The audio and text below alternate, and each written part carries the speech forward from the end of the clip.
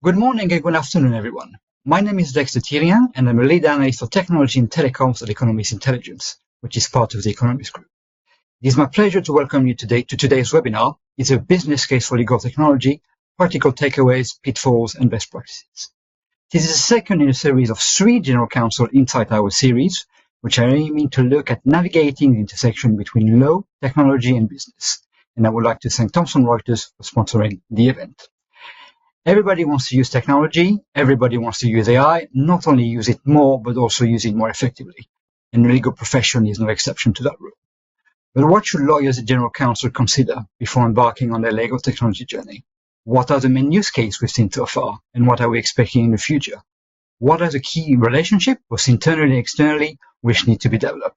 And once you're on back to that journey, what should you consider to show the success of actually using legal technology? These are some of the questions, and obviously far more we'll be looking to answer over the next hour. And I'm pleased to introduce the 4 panelists who will join me today. So with us, we have Kimberly Woodward, who is Vice President, Legal and Chief of Staff at Okta, Ellen Lowe, Head of Operations, General Counsel's Office at EasyJet, Jeff Langlands, General Counsel, Corporate and Digital Networks at BT Group, and Jason Heyman, Director, Legal Product Specialist at Thomson Reuters. Welcome, everyone, and thank you very much for joining us today. So I'm going to start with a quick fire question to everyone. So 60 to 90 seconds each. I won't look at the clock specifically, but let's try to be fairly quick. Can you all tell me what you think is the main business use case for legal tech today? And I'll start with you, Kim. The main business case is going to be anything that creates efficiency, right? That is the name of the game in business today. How can we be efficient? So that's going to vary for various companies what that actual tool is going to be and what is going to create the most efficiency for you. It's not a one-size-fits-all. That being said, I'm going to say the starting point for most businesses is going to be contracts and a contract tool and creating efficiencies in that space. That is a space where time literally is money, and we're supporting bringing money into the business. And so you're going to find that business use case is a very easy one to set up for your first big legal tech tool. But again, anything that's going to create efficiency in the way we work with the business is going to really help move the team forward and keep the legal team on pace with the rest of the business. I would say that second piece, again, to call something out, is probably going to be an e-billing tool. It's that front end selling, and then that back end side of how we process all of the spending and things we do with our finance team. So those are the 2 that are usually the first 2 starting points. But again, I'm just going to repeat again, efficiency, because that's the name of the game for everything. And I'm not going to say the AI words, but we'll talk about those, I'm sure, later. We'll talk about AI much later. I think we'll talk about it quite a lot. Helen, what about you? Is it also about efficiency? I think it's about efficiency, but I think it's also about driving value and understanding what those value drivers are for your organization. And I'm totally going to agree with Kim, because I think contracts are a great place to start, because they're a huge value driver for the business, and they're also a huge risk mitigator. And once you've got your arms around that space, it starts to make a really big difference in terms of your efficiency. So absolutely, I think contracts are one of the best places to start. Thank you. Jeff, what about you? Yeah, I mean, I'd obviously agree that contracts are central, but just to mix it up a little bit, maybe I'll pick up Kim's second one, which was e-billing, and to broaden that a little bit. I think managing your legal external spend and having a tech tool that demonstrates to your finance and procurement colleagues that the legal team is very much focused on value and obtaining value from our law firms when we outsource work to our law firms is crucial. And I think quite often the savings are already there, so it's not necessarily going deeper, but actually by pooling all your procurement together in one tool and having the data points there will in itself create a business case for the investment. And we've certainly found that by investing there early, we got some credibility with our stakeholders internally. So I would go e-billing plus. I would go managing your external law firm spend through technology. Thank you, Jeff. And Jason, what about you? What have you seen? I think well, I have to think. I'd have to think of a different term rather than efficiency and value, right? So I'd have to say ROI. So I think that ROI is really important, and that adds to the efficiency, that adds to value. It's all about the contracting, drafting, e-billing, everything that the other panelists have mentioned here. Those are your quick save wins for the organization. And then we're going to mention the dreaded word AI and what that means to you. I think that those are the fundamentals that we should discuss. And we will. That's the plan of today, to discuss a bit about that. So you all mentioned efficiency, you all mentioned driving value, you all mentioned kind of return on investment. I don't think there's going to be any surprise to our audience today. So that kind of the three use cases. You mentioned e-billing, you mentioned contract. I guess I'm quite interested to know, when you make that decision, why are those, contracts and e-billing kind of the easy way to go? Is there something specific about those things in terms of it's a massive pain point for the company, or it's something that's kind of let's say, a bit boring to do, and therefore you want to automate it as much as possible? What are kind of the key criteria you're looking into in terms of choosing which is a use case you want to use, why you're using a contract and billing, and probably not some other stuff that you probably would want to use more legal tech for? Maybe I'll start with you again, Kim. Sure. I think contracts comes up first because it depends on the size of your organization, of course, but that is a major front door to the legal team. A lot of people are coming to legal for contracts. It's a big use case compared to other areas. Even if you have a large legal team, a lot of the specialties tend to be smaller. They're a little more bespoke. They're not working so broadly across the business. Contracts is touching most parts of our business, and the go-to-market organization tends to be huge. They also tend to be very tech savvy and want to work through technology. They don't want to just be sending emails and messages constantly. They want to have a process. They want to have tools. They're used to that. And so for us to meet that business use case need for our stakeholders, we're going to want to meet them with technology that they can use to make it more efficient, going back to my efficiency points, to interact with us. And it's an area where things are going fast, but it can take a long time. And folks can change. The people who are involved in change, there can be a lot of people involved in that process, and being able to track all of that and not lose that time if somebody were on vacation, or if somebody were to leave the company and not be here, and all of a sudden you have a contract that's halfway through process and you've lost all that momentum. So there's just a lot of reasons why those systems are so effective really quickly. And using the ROI point that was made, it's a quick ROI there to show that the expense you're having on that system is returning the investment for so many people in the company. And it's really making that process easier, streamlined, and more understandable and clear for the people who are using it. And do you all agree with that? Is it really kind of contract because it's what touches most of your business, most of what you're doing? Or do you have any other example you can think of? Ellen, you mentioned in terms of driving value. Is there kind of something else, kind of another criteria, another driver that you will look into in terms of using legal tech? I think, it's an interesting question, isn't it? And I think one word that you used earlier on was easy. And I don't think implementing any of these tools is easy. I think it's a real challenge that you need to be aware of what you're really getting yourself into.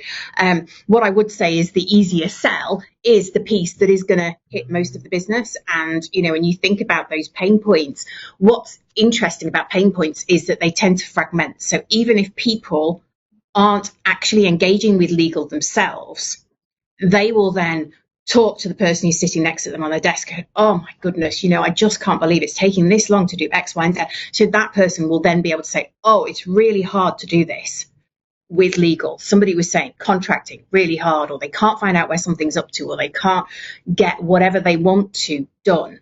And so I think actually that pain point piece and driving that value, it's a really important proposition for the business. Those pain points, you should always start with the problem. You never start with the solution. And so, the pain points are the problem. that's what the business is experiencing. That's what the team are experiencing, because, it's not just the business who maybe ends up with a contract that's halfway through that sort of gets abandoned because somebody's gone on holiday. It's somebody else in the legal team who's got to pick up the threads and work out where that negotiation had made it to. So it's pain points for both the business and for the team themselves. And I think taking a long, hard look at where those, the Venn diagram of those two pieces overlaps probably gives you a pretty good steer on where you need to be heading first. So it's easy or not easy? I'm going to rephrase myself later on. It's not easy. I know it's not easy. I was being slightly provocative in a sense, but I know I was trying to kind of drive the conversation. But easy, I think it's an important point. Jeff, you mentioned in terms of, managing kind of external legal spend. I'd be interesting to know how exactly you kind of decided this would be kind of a good use case in terms of using legal technology. Was it because you were using an awful lot of that kind of external, element, or was it something that kind of came up while discussing with other people within the company, or did it come about and you decided that, this is one of the use case and one of the area you wanted to use more legal technology for? Yeah, I think it starts from what are your big buckets of spend as a legal team, and generally there's two types. There's your internal people costs, and then there's the external legal spend, and therefore, there may be reductions in both, to be blunt, but I'd certainly prefer to start with our external law firms and just ensure that we have a process in place that ensures that we're getting value and we're able to demonstrate to our colleagues in the organization that we're getting value from our suppliers. And I doubt there's anyone on this call who doesn't work for a company where ensuring that you're getting value from your supply chain, which is what our law firms really are to the rest of the organization, is important. And therefore, starting with that big bucket of spend to demonstrate that you are running a professional procurement process for services that you get from law firms, and thereby using technology to try and achieve that, is why we probably started there, alongside the contracting piece as well, which as we've said I think also the tech is well developed in the contracting world. And one of the things that I've sort of observed over the last 12, 18 months is actually, whilst a big contract tech tool is a major implementation process, right? Quite often over a year. What the market is now moving to is more sort of point solutions, whereby you can actually identify a particular part of that workflow for a contract and actually almost plug in a solution that will deal with a particular problem that might be an issue for the legal team in particular. And that's encouraging, actually, because I think if you can do that, then you can get a quicker return and quicker demonstration of the value that you're going to get from that technology, rather than having to run a big contract management procurement process, as an example, which is pretty material. Yeah, and that's an interesting way the market is developing in terms of that. Kimberly, yes, Kim, please go ahead. I was just going to jump in. Jeff, I couldn't agree with you more on all of the e-billing stuff that you mentioned. But the other thing I think it's important to remember for us attorneys and legal folk is that the way we bill and we receive bills for outside counsel is very different from a lot of our other vendors at our company. And so for our procurement teams, for our billing teams, we have to bring them along on that journey and explain to them how that works. And it's hard for them. So having a system that makes it really clear and gives that information and hopefully, pulls into our other financial systems helps those teams so much. Again, going back to the ROI piece and the value of clearing up pain points for us, that was such a huge pain point with working with our financial teams, to be able to clean that up, give them a system where they have greater visibility. We're getting accruals data. We're not ending up stuck. And I know I'm getting kind of deep in the weeds here, but coming to us constantly at the end of a month or quarter and saying, wow, we didn't know that this expense was coming. We wish we had visibility into it. And now we do through the system. That is a huge game changer. And it really helps to show that we are managing our budgets well. We're thinking through this and we're not just spending money, willy-nilly and not thinking through what that's going to look like. Yeah. Yeah. And the other area that I've found it pretty useful is in terms of the engagement with the law firms themselves. So you've got actual data around how many opportunities did they get to pitch for? How many did they win? When they didn't win, was it price? And actually, we found it's as often other reasons than price, but it helps with that kind of conversation because it's less anecdotal and it's more based on actual data points. And again, that just helps the relationship, I think, with our partners. Jason. Yeah, I think that everybody's points are 100% correct, and I think e-billing is what I would see as a fairly softish win, because what you get is visibility. It's something that law departments and teams are looking out for is that visibility, knowing how much you're spending with particular law firms, knowing what particular cases are costing you, and also then benchmarking so that you're ensuring that you're getting the best value for money from every single bid that you're putting out there, I think is fundamental. And then you're providing that visibility to the rest of the organization so they actually show where you're adding the value. But then I don't think that there's anything wrong with having contracts running in parallel, right? And sorting that out, because contracts are the lifeblood of any legal department, inbound and outbound. It determines whether your company's at risk or, there are so many aspects to getting contracting right. So I think that both elements, contracting and billing, are fundamental to the success of a well-run and successful legal operations team. I mean, I really want to ask you whether it's only about contract and e-billing, or is there something else you're kind of looking into right now? Or are they really like the two main use cases are you seeing right now? And this is where, maybe not 100% of the focus, but 90% of the focus is on, because it's kind of the early use case. You're very, very early in that journey. And while it is not easy, but it's the two easiest kind of elements to do so, to implement legal tech. Or does anyone, it's going to be for all of you, is there kind of a third use case you can think of, or something you may be experimenting, like you're like, okay, we might use legal tech to do that? Maybe I start with you, Jason, because you kind of got a closer view. Yeah, I'd say the other one was drafting, because it's an opportunity to really leverage AI technology. AI is with us whether we like it or not, and we have to embrace it and move forward with it. And if we use AI to help us do our jobs, it'll give us more time to do the fun stuff in our jobs, and take away the mundane and the less exciting tasks that we need to do. So I think having something like a drafting skill, contract reviewing, those types of things, and using AI for that type of technology or for those type of tasks, I think is smart. Anybody else has any use case that they can think of?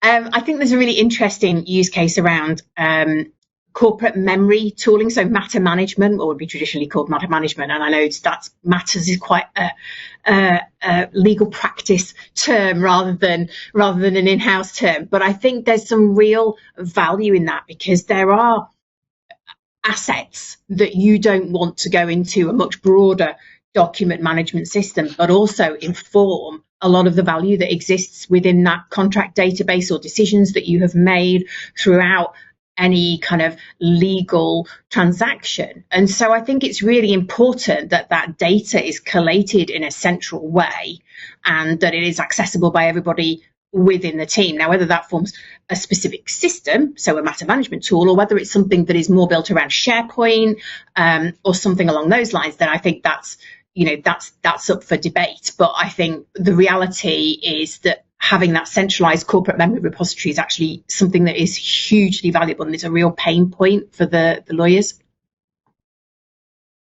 Kim. Yeah, and I was just going to add and say, on top of what Helen added, that I think we all start with those first two because they are the biggest pain points, the biggest ROI, and most legal departments really need them. But they really aren't the end. There's a lot of stuff that we can use, a lot of technology and a lot of tools that help the broader team. We're certainly using, bespoke tools and tools that are specific to, like we have an IP tool.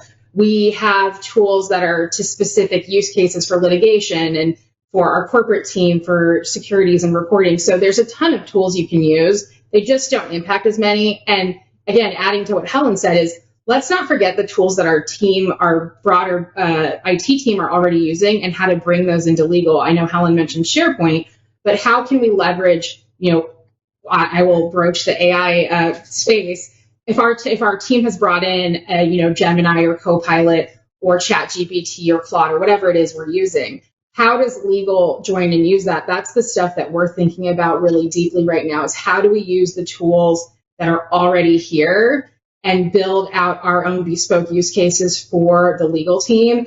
And one of those areas you can do that with a variety of tools is thinking about your legal front door. Yes, contracts and e-billing captures a lot of our use cases, but all of our legal team has stakeholders coming to them on a daily basis through email, through Slack, through whatever channel they have to access the legal team. But if you can create a process and you can put an intake form on that and you can make that streamlined, it's so much cleaner and it's so much easier and gives time back to our legal friends and also to our business friends to really work well together and have that data and analytics on the back end about what it is we're doing, showing the ROI on the tool, but also the ROI on the legal team.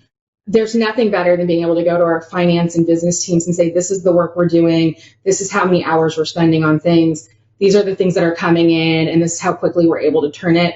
I'm never going to ask anyone to track their hours in-house because that's why we've all left, the big law firm worlds. But having some data and analytics to share with people about that is really huge, and it goes a really long way.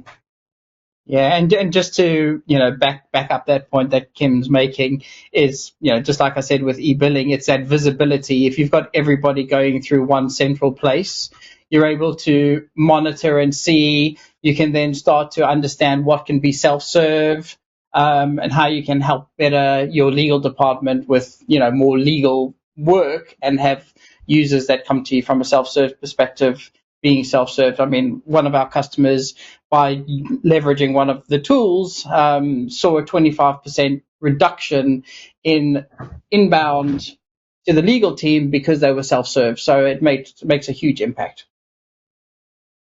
So you've all made a lot of good points. We'll come back in terms of the relationship with IT and the rest of the business later. But we're 20 minutes in, and I think maybe we need to talk about the elephant in the room. Those two letters, AI. So Jeff, you were quoted in a rival newspaper quite recently in terms of, external law firm were using generative AI, legal technology, and what you were feeling in terms of whether it could be benefited. But you said that were missing the compare and contrast element of things in terms of using it, but what does it do? So maybe in terms of how you're using AI and I guess your suppliers are using AI, what are you considering when you're looking at the technology? Yeah, I mean, I think the law firms are they're clearly investing in technology and AI. To be fair to them. And they're making some noise about that, which is fine and good. But as a client, my point was that I don't feel we are yet seeing the benefits of that flowing through into different ways of working and different value provided to clients. And I actually don't really see it as a law firm versus in-house kind of thing. I think collectively we need to be moving the profession on. I mean, we are still, I think, regarded by the C-suite as somewhat the laggards on technology and AI. And I think we need to move that forward together rather than separately on either side of the fence. So I think there's very strong use cases, and my example is always due diligence on a corporate transaction, on an M&A deal, where effectively due diligence is reviewing documents and then reporting on what those documents find, and that it is clearly ripe for AI. And I think the firms are, and indeed ourselves, because we review documents as well at scale, we're still finding our way in terms of how to make that a slick process. What degree of human involvement does it truly need over the top? And how can we, and crucially, how can we demonstrate to our stakeholders that pre-AI, this due diligence exercise would have taken X number of weeks and cost X amount of pounds or dollars. In the new world, it's going to take us a fraction of that time at a fraction of that cost, if indeed that is the proposition. That for me is very compelling as a client, and I imagine to our finance team. And I don't think the market is there yet on legal, although I'd welcome views from other panelists. But that feels like the most obvious, if you like, use case for AI in the legal profession. And I'd love to see law firms being pretty bold and pretty definitive on why we should go with them and their technology, because it's going to demonstrate that benefit, which we can then take back to our stakeholders. Helen, you were nodding a few times as Jeff was speaking. Have you had the same experience, I guess? Oh, I'm in fervent agreement, and I think it's a really interesting piece around how the law firms are actually going to embrace this technology, and what it means for the profession. On both sides of the fence, it's gonna change the way that matters are invoiced. I mean, I know everybody's been talking about the end of the billable hour since the start of the billable hour, pretty much. But I think that the reality of how we charge is going to end up changing because AI will transform the way that work is delivered. I think that it will transform the way that training takes place, how you use junior lawyers, how they grow and they learn and they develop, and that will impact in-house teams as well as our external counterparts. And I think it presents some really interesting pieces outside of the technology space, because when you work with law firms, whether it's through a panel relationship or just an MSA or however it works, it's not. It needs to be based on and think about something much broader than simply the transactional knowledge piece. It needs to think more broadly around how those services are charged and valued and understood by the two sides of the organisation. Yeah, Jason, go ahead. Yeah, I don't disagree with what Helen's saying there. I think we're going to end up having two different streams. First of all, I think with AI, there are so many AI tools out there and large language model engines out there. It's picking the right tool and finding one that has legal grade AI is fundamental from a legal standpoint when you're doing document review, contract, and you don't want to be relying on the general AI that's out there because it's not specific for the legal industry. So we do need to take that into account. But when you think about what Helen was saying there is, as you use AI, as you get smarter with AI, and you then approach your law firms and you're putting out these bids for additional services, etc., you're not asking them to start from zero. You might be starting from 60 or 70% of the work completed already. So there is going to be, as far as I'm concerned, two different streams. One, where you see the billable hour going massively up because it's a shorter period of time, or second, where you see the billable hour going massively down because the law firms are wanting to do the entirety of the work, and the only way in which they can do it is to drop their price because AI is the competitor in that scenario. Do you all agree with that? Is that what you're saying as well? Don't be scared. I don't think we're seeing any of that yet because AI is so new. But I was going to add, Helen was talking about the junior attorneys. And I think that's a really important thing that I'm spending a lot of time thinking about myself, which is we're encouraging our teams to think of AI as their new legal intern. It's very eager. It's very excited. It's going to give you a lot of information. And frankly, some of it's going to be wrong. But so you're going to have to review it. You're going to have to check it. It's a very excited intern. It's going to get you a lot of data. But that's going to make things easier. The converse of that being that's how we train our young attorneys now. They do that work. They bring us that. They're very excited. They're very happy. And then we give them that feedback. And so something I'm thinking about as we embrace this AI revolution is how are we going to train our young attorneys? How are we, if we're cutting that process out and we're doing that with AI, what are we using to train them? How are they writing side by side to learn how to be an attorney? Often it was through that kind of work that we may be now essentially outsourcing to AI. So I don't have a good answer. And if anyone on the panel has thought about this and does, I would love to hear it. But it's really something that I think is going to be a big change for our entire industry. For us who are more senior and grew up in the old format, that's not going to be how our junior attorneys learn anymore. There's going to be a new way to approach it. So that's something I'm spending a lot of time thinking about. How do we replace that training? How do we think about, as we're using AI, what are those young attorneys, those interns, those first years out of law school doing with us to learn how to really practice law? Yeah, and I think that's an issue that's not just in the legal profession, but there's a lot of discussion in terms of with the gradual automation of entry-level work, if you want to call it that way, or graduate work, kind of first job, or are people going to learn to do their job if they can't do that job and they have to become basically middle managers straight away, which nobody can do straight out of university, or very few people can.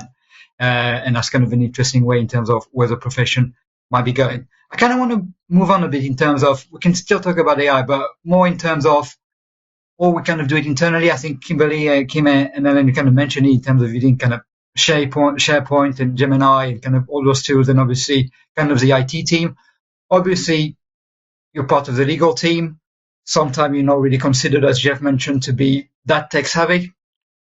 Apologies if you are, but this is maybe the perception that a lot of people may have. But obviously, in order to get those tools and kind of use those tools as efficiently as possible, which is, I think, one of the main reasons why we're using them, you need to work with your IT team. So it'd be quite interesting for me to know, how do you do that in terms of how do you deal with all the different teams, especially on the IT side, because I think might be a very different relationship that you might have compared to 5 years ago, maybe, in terms of how often you talk to them and why you talk to them for, in terms of that. So anybody wants to go? Jeff, maybe I see you nodding. Do you want to give us your experience in terms of doing that?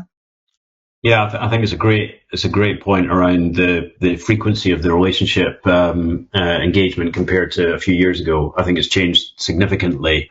I think they are probably the ultimate partner for us on this particular topic, and they've got a tough job in any organization, because they're really trying to run as fast as they can, and they have every different part of the organization on their case, saying that they want a new tool, or they want tech, or they're being told they should have tech.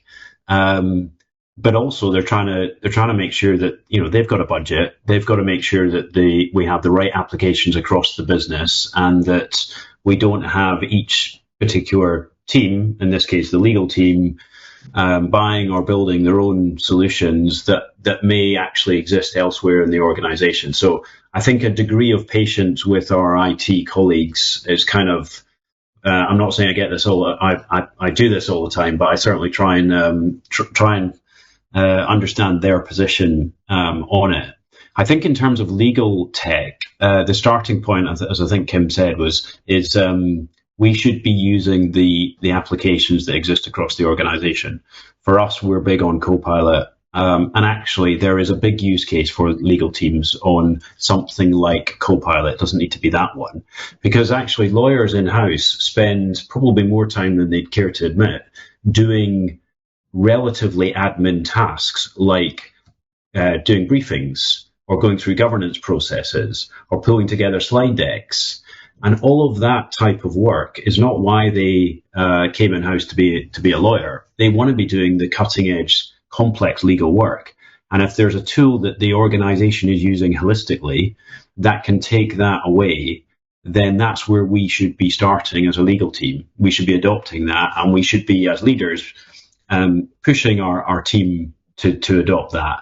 And it should only really be, and I think Jason mentioned that some of the AI tools are not legal specific, with which I absolutely agree.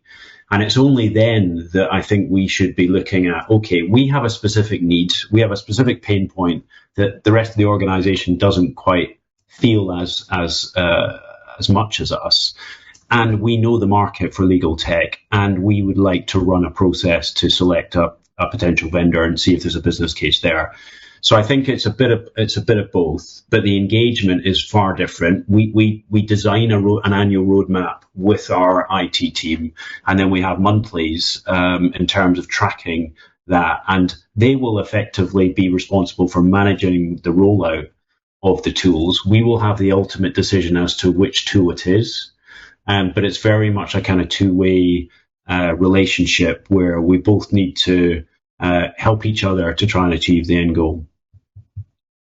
I think that's a very interesting point in the sense that you're going to have generic tools that everybody within the organization will use, and obviously you as part of the legal team can use as well to do certain tasks.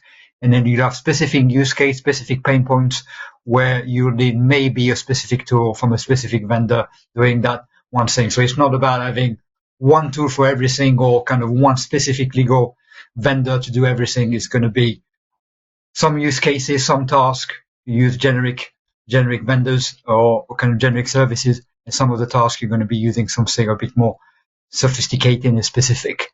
Is that kind of the same experience for everybody else in terms of what you're looking into in terms of using not just AI technology, but legal tech in general, in terms of this is very much we start with a use case, we start with a pain point, and then we kind of decide this is going to be a generic AI tool that the rest of the business can use, or this needs something more specific from a specific vendor. Helen, maybe I'll start with you there. Yeah, and I think it's about that partnership with the IT function. That's the really key piece. It's gone from being quite a transactional relationship where, you know, the legal team tended to be kind of almost customers of IT because they basically use Word and Outlook.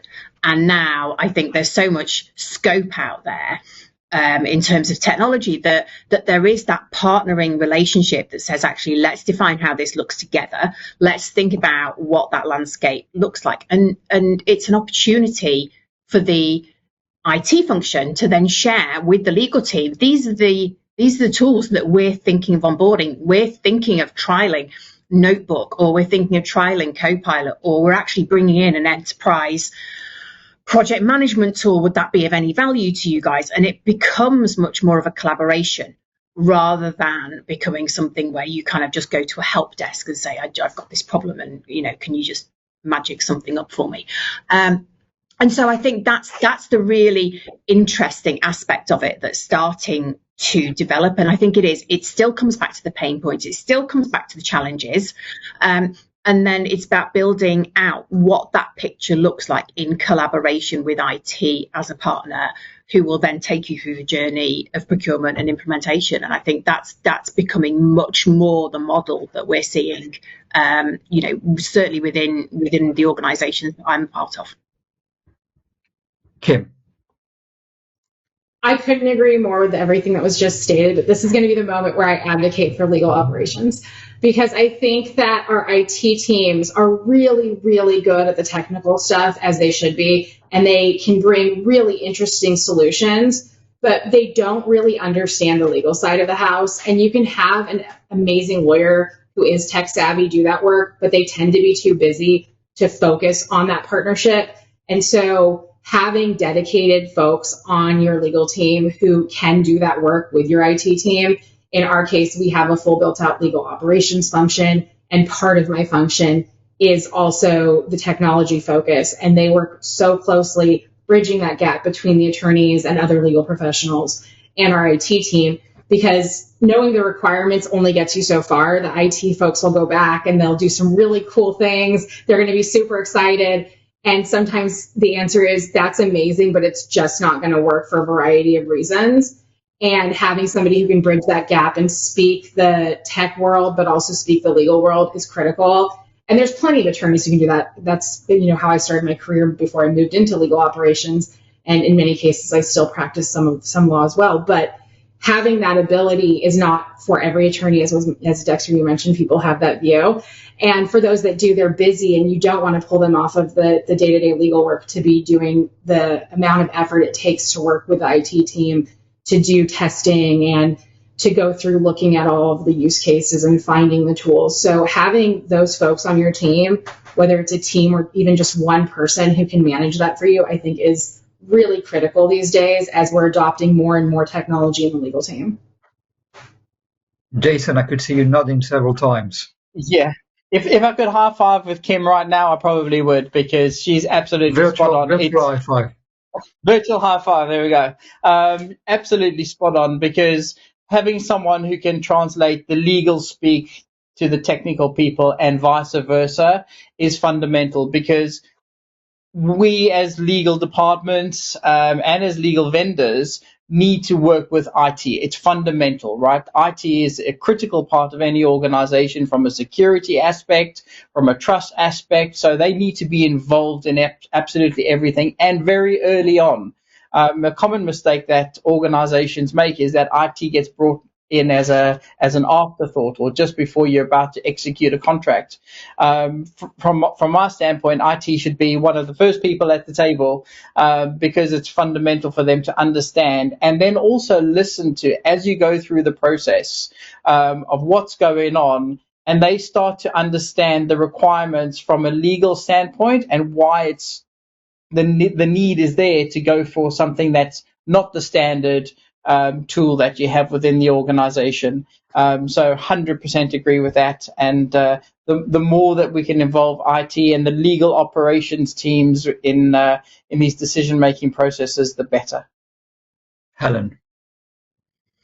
I think it's really interesting that obviously we're focusing in this on the business case piece, but when we're talking about what legal ops means within this journey, actually it's the implementation as well. Because when you think about what most projects look like, there will be a business change aspect to that technology project. That business change aspect will conclude probably earlier than most lawyers will be ready to fully embrace the technology. And so what I spend quite a bit of my time doing is making sure that there is one-to-one training for the lawyers, making sure that they understand how to use the products, how to get the best out of them, how to ensure that it delivers value into their day-to-day work. And so I think that's another piece around this technology space where actually legal ops can make a really transformative impact, is by continuing that change journey beyond that which most central change functions are capable of delivering. And that's actually a very good segue, because I wanted to talk a bit about implementation, in the sense that we will talk about those new programs, we're spending a lot of money. You've all mentioned in terms of the importance of visibility, especially maybe we're talking with your finance team in terms of tracking different things, tracking your spend, having more data. And I think it'd be quite interesting maybe to discuss a bit, those are kind of long programs. This is not something that happens in 6 weeks. This is not even something that happens in 6 months. They might take even longer than that. It takes a lot of time. You need to be able to track the success of implementing those technology, and it's not always easy. So I kind of wanted to ask you, what kind of metrics are you using, both in terms of the final product, but probably more importantly in terms of those kind of intermediate steps? Because if a project is going to be 2 to 3 years and it's going to cost a lot of money, it's very difficult to go to your CFO and basically say, yeah, we're going to spend hundreds of thousands of millions in 3 years. Talk to me in 36 months. It's probably going to give you a slightly dodgy look if you do that. There's probably going to be some kind of intermediate steps to consider. So when you implement those programs, the thing that we've been discussing for the past 45 minutes, what kind of the metrics are kind of be looking into in terms of, okay, this is successful, and even if you're able to share it, we thought this would be successful and positive, and we realize that actually it doesn't work for whatever reason, because we've used a specific metric or that specific set of metrics. So I mean, Jeff, if I start with you, in terms of how do you track your success, what kind of metrics are you using internally to decide this is the way to go, this is how we want to decide this is a successful program or not? Yeah. I think there's a few things, and it starts with what's the problem you're trying to solve, because you can only deem a implementation to be a success if you are delivering on solving that problem, or indeed, as you've alluded to, something else kind of pops up and you're able to solve that problem that wasn't on the original list. And for us, it's if I talk about what we're doing right now, we've got 2 proof of concepts on effectively contract type solutions. So different, they're not in competition with each other, But we got together a kind of I would say about 8 to 10 individuals across the legal teams who have a particular interest in tech, and they are our demo team. So we ran the demos with them, and they told us the problems that they face and what they would like to see the tools achieve. And we really went with their recommendations as to which two we should take forward into a proof of concept, which is what we're doing just now. So the benefits or the problems that those particular tools are trying to solve are efficiencies. Can we take elements of the contracting process out of the hands of the lawyers and just make them happen? And in order to track that, we don't time record, but we are asking those individuals to, and because they are leaning into the process, they're up for this, just to almost manually keep a note of the time saving that they think that particular tool is bringing to them. And then we are collating that together in a presentation, effectively back to the stakeholders as to, look, this is the time saving that we will make if we do a full investment on this. So I think the metrics of financial efficiencies are important, but also there are other benefits that aren't financial, and we shouldn't forget them. So engagement of your in-house team is crucial. I mean, if you look at what is the proposition for being in-house, as I said earlier, it's not to do the slide decks and to go through a lot of governance. It's actually to be doing the interesting legal work that companies can provide to lawyers. And therefore, if we can demonstrate that actually we're taking that mundane work away from the team and allowing them to focus more, and you start to see that in an engagement survey as a metric, that actually, yes, the technology that has been implemented into this department in the last 12 months has materially kind of improved my engagement with the department, then that's a really useful and important metric, even though it's not financial. And I guess linked to that, there's also talent attraction and retention. We want to be seen as an organization, not just in the legal team, but including the legal team, that is actually innovative and will use tech to help our people. And if we can get that reputation and we're able to measure that, then that is another proof point that the technology investment has been worthwhile. I'm going to review with you, Helen, first, and then I'll go to Kim. So Helen, please go ahead. Okie dokie. So I think, I agree with all of that. I think the really interesting point that Jeff was raising there really was about case studies. And I think just to build on that, the case studies are really valuable, but they're even more powerful when they're built in collaboration with the wider business. So it's not just focusing on the experience of the legal team, but it's saying actually, for this contract as part of a CLM tool, the procurement team identified these pain points that disappeared. The finance team identified these pain points that disappeared. And you can kind of build up that picture of the impact that tooling could have. And by using it as a case study and maybe, sort of saying, well, extrapolate this over 2,000 deals in a year, you can start to build up your ROI, and that's great. But the real tangible business case study examples that you build in collaboration with the business are really, really powerful stories that I think bring a lot of depth to a business case. Kim. I wanted to just circle back to that point Jeff was making about the satisfaction of the team, the happiness, whatever word you want to use there. It's really easy, we all did it straight up front, to talk about ROI and value and pain points and those many things and reasons for tech. But it really matters how happy our team is. That it gets lost because it's hard to track, but you see it coming up in those engagement surveys and in your longevity of your team members. If you're burning people out because they have to do so much administrative rote work, which we already touched on does hit the legal team quite frequently, they're going to burn out. They're very expensive. Attorneys are expensive to train. They're expensive to hire. Recruiting is a long, painful process. And keeping people happy and engaged in their day-to-day work is critical. And tooling is a really important way we can do that to get them away from those really mundane tasks that they don't want to do.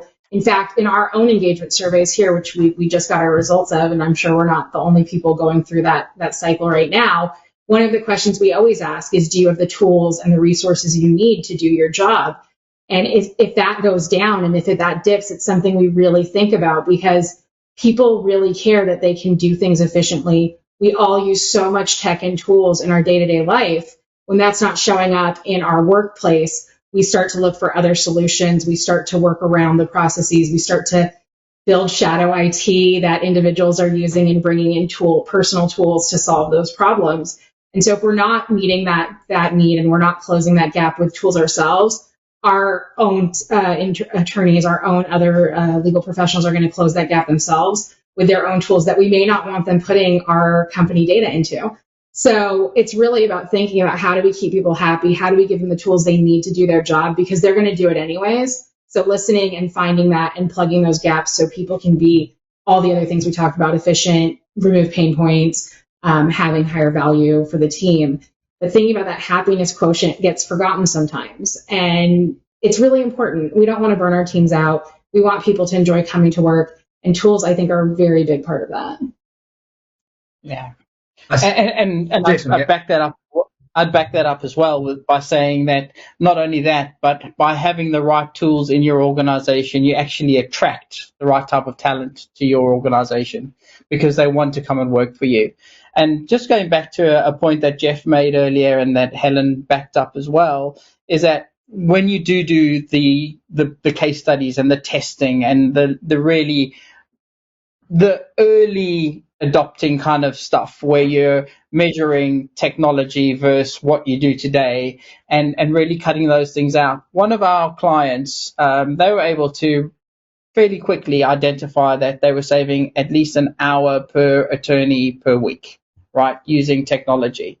But instead of saying, okay, we're going to take that hour and we're going to work you even harder, they took the call to say, with this technology, half an hour back to us, half an hour back to you.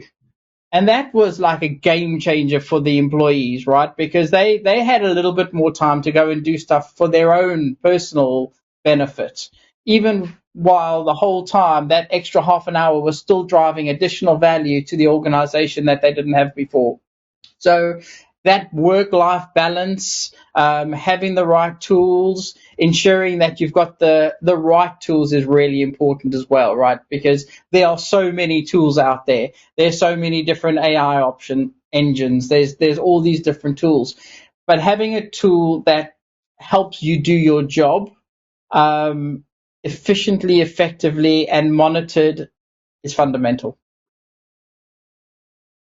I think this is very interesting because every webinar that I do when I talk about digital transformation always come back to human. And that's very interesting that, we're using more technology and we kind of in a very tech-centric world, but we're always coming back in terms of, or can we be happier, or can kind of use those tools in there. And it's also the second point, which I think is also interesting, is something that maybe is not considered, but very important in the legal world, but also in the rest of the business world, is the fight for talent. I think this is something that's happening on a global scale in terms of you want to retain your most valuable element. There's a lot of competition out there. If you have somebody really good, then your competitors will want to have it. But obviously, it's not only about the final pay package. It's about all the things around it as well. And I think potentially is using more technology. And as younger and younger people come into the workforce and they're AI natives as opposed to digital natives. I think we're digital natives, but I think the next generation will be AI natives. Then having those tools will be required, because if you're using really, really old technology, even if you have a perfect job and a perfect work, then you might not be able to retain the most advanced 25-year-old coming in the next few years. We've got a few minutes left. I want to kind of ask you a final question to all of you. So I started by asking you what was the main business case for legal tech now or today. I want to ask you what you think is going to be the main use case for legal tech in 5 years' time, in 2030.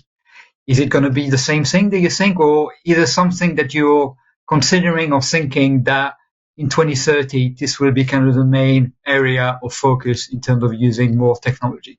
Kim, I'll start with you. I think we've got to end on AI. It's not going anywhere. It's not going to leave us. It's only going to grow. And I'm not psychic enough to anticipate what that's going to look like in 5 years, but it's definitely got to include AI. I think we're going to see some significant changes, not just in legal, but of course across all of industry, in how AI really changes the way we do our work. I may be a little bit of a skeptic on it going as far as some folks say, where there's no work anymore and AI just does everything for us. And I had a conversation with somebody where the contracts, we'll all have our own AI contract systems and they'll just negotiate against each other until they find the right contract for both sides. I don't necessarily think that's coming. I guess great if it did, but I do think we're going to need to be embracing it. I think legal needs to continue to push in that space. We can't be laggards and we need to be a part of it. And it's really going to increase, as we talked about, the happiness of our teams. It's going to allow them to focus on really interesting and novel legal work versus just doing more of that rote administrative work, because that's the kind of stuff AI is amazing at. That's where you can really leverage AI, is to not be spending time building out charts and spreadsheets and data collection. That's the stuff that we can use AI for right now, so we can focus our daily tasks on the more interesting things. So 5 years may be very different from what we're all thinking now, but AI is certainly going to be there. We'll see whether we have a Skynet lawyer in 2030. Helen, what about you? I think probably for me, when I think about what the next 5 years are going to look like, I think where we'll end up is something that is predictive, I think integrated, and I think that will help people be more strategic. And I think what I mean by that is that technology, as it currently stands, it cannot predict outcomes. It can look at patterns, it can extrapolate those patterns, but in terms of actually applying some sort of vaguely human intuition to things, it can't really do that. I think that will become increasingly possible as GPT and the other models start to mature. So I think there'll be increasing amounts of prediction, which obviously puts it into a very different space in terms of significant litigation and everything that comes alongside that. I think that integrations will grow. I think no longer will things be standalone. I think they will integrate much, much more easily than they do now, and actually gaining that unified view of what is going on with your team, with your own individual workload within the organization will become much more intuitive because of those integrations. And I think all of those pieces together will start to allow organizations and legal teams and GCs to become much more strategic, because they will be able to take a step away from things and look ahead with much greater clarity, because some of that predictive work will have been started way earlier than anybody ever would have thought. You might be able to predict based on our contract database. We believe that there is an indication that 3% of these contracts will be litigated in the next 12 months, and these are the ones that are highest risk. I mean, that's information that the GCs simply don't have at their fingertips at the moment. And it is we don't even have the technology that can make it happen. So, I think that's, if I was going to get my crystal ball out, I think that's probably where I'd steer the next developments. Thank you. Jeff? Yeah, I mean, I think 5 years is not really that long. And I think, it's been, just over 2.5 years since kind of AI really became a thing.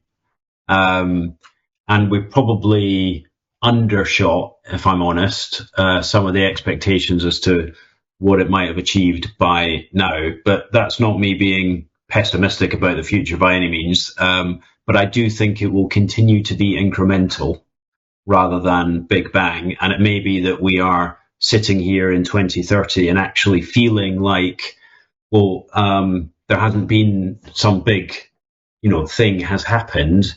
But actually, when you look at it in a bit more detail, you think actually we have moved the needle significantly from where we were in 2025, and certainly from where we were in 2022, 23 when all this started. So I guess I'm not expecting one big thing. I'm expecting significant incremental progress. And I do agree with Helen that actually what CEOs and C-suites really value from legal teams is the forward-looking piece.